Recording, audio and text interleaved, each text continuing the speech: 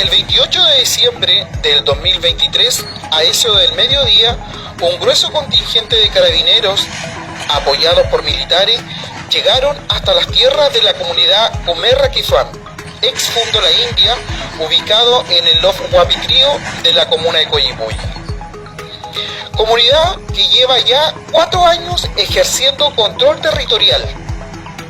Como ya sabemos, este actual gobierno, que se proclama progresista y de izquierda y apoyado por los comunistas, sí, ellos mismos, en complicidad con la derecha y los poderes empresariales, crearon la ley usurpaciones, quien solo viene a perseguir las justas y ancestrales demandas de las comunidades mapuche en resistencia.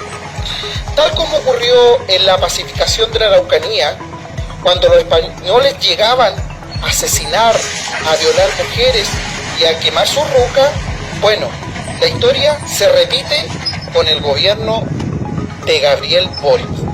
Casas destruidas, animales aplastados por maquinaria. Eso fue el resultado de este fatídico día 28 de diciembre. En resumen, este gobierno está en contra del diálogo. Solo han reforzado la militarización y la represión de la lucha territorial, cultural y política, lo que ha conllevado una represión militar a comunidades y presión política a comuneros mapuche.